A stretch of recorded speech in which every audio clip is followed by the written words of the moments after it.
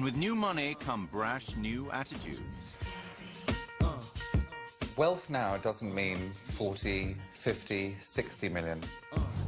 It means in the billions. Generation hyper-rich has arrived. It's kind of blingy and more out there than it used to be. It's like, you've got a 300-foot yacht, oh, but he's got a 500-foot yacht. Now you've got status anxiety.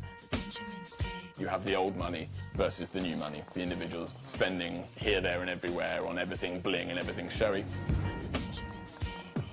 Billionaires are the new celebrity. And just like celebrities, many new money billionaires are not afraid to be seen to be extravagant, and they want grand, iconic toys that scream, "Check me out." It seems they've checked a box which says yacht or plane or stud farm or mini stately home. If they have no background of being rich or not the etiquette or the finesse, I think it can become very, very stressful. Well, there is a disorder now that they've coined is called acquired situational narcissism. Middle-class people, just like you and me, become billionaires overnight. They're becoming, obscenely vain and drunk on their own self-importance.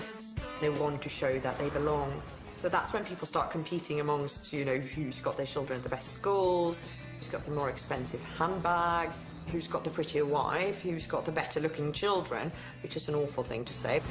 And who, of course, has got the most outrageous gin palace on the Med. This is the world of billionaire toys. Monaco in July is a mecca for mega yachts, and it's a chance for their owners to measure up against their fellow billionaires.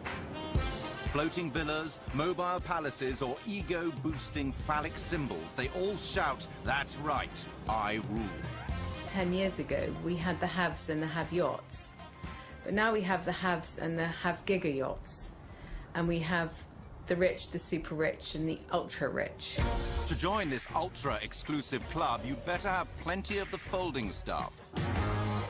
To be able to purchase a yacht, you've got to have at least between 30 and 60 million pounds. So that's your first cost, which is obviously enormous.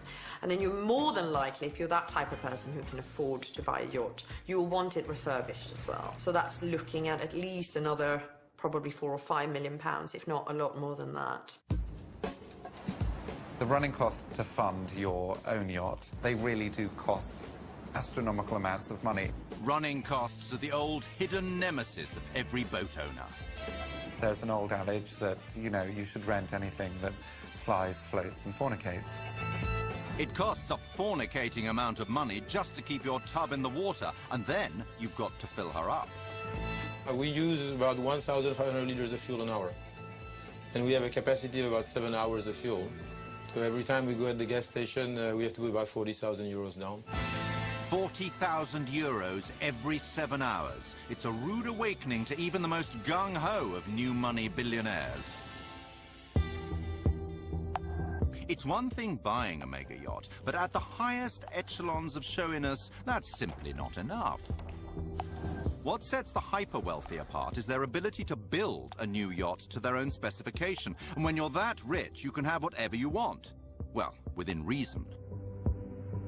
We had one client's wife who was wondering whether we'd keep a pony on a boat for her daughter. The idea was to have an exercising turntable at the back of the yacht on the aft deck. But they weren't embarrassed to ask the question. They thought it was a reasonable question to ask. Well, I think it's fair to say they live in a totally different world. They are increasingly living in a bubble. And I suppose the ideal lifestyle for a member of the super-rich is James Bond crossed with the Bond villain. We also had a client that wanted to have a shark tank, like a swimming pool but with sharks in it. Well, the swimming pool would be half shark, half human, with a glass wall between the two. Again, I didn't think that would be very kind to the sharks. Employing specialist naval architects like Ed Dubois or Tim Haywood doesn't come cheap, and that's just the point. No one needs a yacht. It's the very last thing you need, actually. If you want to see your money actually just vanishing into thin air, you buy a yacht. Why not? If you're worth 8 billion, and you spend 300 million in a yacht, it's not a lot of money. Every super yacht is a one-off creation, designed and built with extraordinary craftsmanship.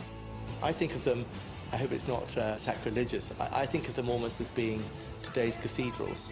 The cathedrals of the Middle Ages were the most sophisticated things on Earth. I think now yachts are. Amels shipyard in Holland is where nautical dreams come to life. British yacht designer Tim Hayward has come here to see his latest behemoth take shape. It is remarkable to see this boat today, having spent the hours drawing it. It's a 66-metre yacht built over 3 tiers, and the price, well, eye-watering. On average now we talk about kind of €1 million a metre. Yes, that is indeed around 66 million euros just for the build. The whole of the outside is hand sanded, the whole thing. You know, the paint job alone for that boat is going to be €2-3 million. And that's just for the outside.